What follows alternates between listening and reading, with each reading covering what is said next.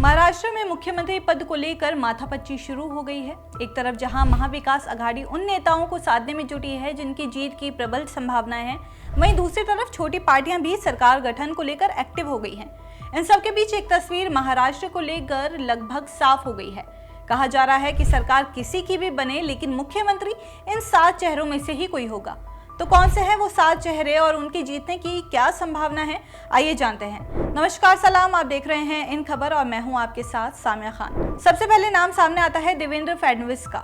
महाराष्ट्र में भारतीय जनता पार्टी की तरफ से मुख्यमंत्री पद के लिए देवेंद्र फडणवीस फ्रंटनर है।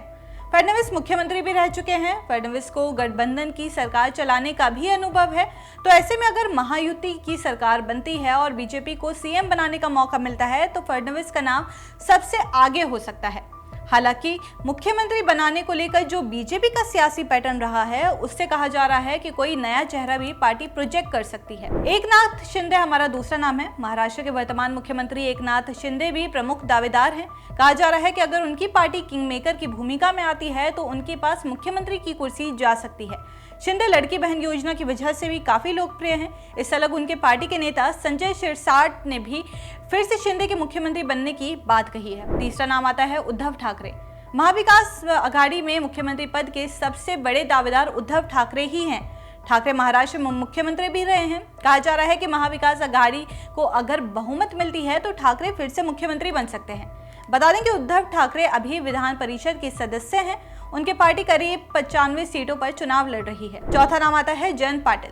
शरद पवार के किंग मेकर की भूमिका में होने पर जयंत पाटिल मुख्यमंत्री पद के प्रबल दावेदार हो सकते हैं। हाल ही में एक रैली में शरद पवार ने इसके संकेत भी दिए थे।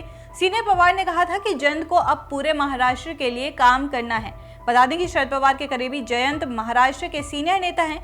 वो कई सरकारों में वरिष्ठ मंत्री रहे हैं, वर्तमान में विधायकी लड़ रहे हैं। पांचवा नाम आता है अजित पवार। चाचा शरद पवार से बगावत के बाद बीजेपी गठबंधन में आए अजित भी मुख्यमंत्री पद के प्रबल दावेदार है। कहा जा रहा है कि अजित अगर सरकार बनाने की भूमिका में आते हैं तो मुख्यमंत्री कुर्सी को लेकर मोलभाव कर सकते हैं।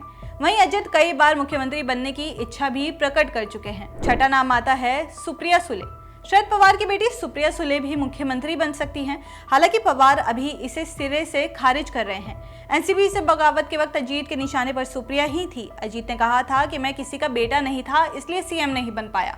शरद पवार अगर मजबूत भूमिका में आते हैं तो सुप्रिया महाराष्ट्र की गद्दी संभाल सकती हैं। और आखिर में 7वां नाम आता है नाना पटोले। कांग्रेस के नाना पटोले भी मुख्यमंत्री पद पर दावेदारी कर चुके हैं। महाराष्ट्र में चुनाव के ठीक बाद पटोले ने कांग्रेस के सीएम बनने की भविष्यवाणी की है। पटोले का कहना है कि कांग्रेस इस बार मजबूत भूमिका में आ रही है और हम सरकार बनाने जा रहे हैं। वहीं महाराष्ट्र कांग्रेस के अध्यक्ष पटोले विधानसभा के स्पीकर भी रहे हैं।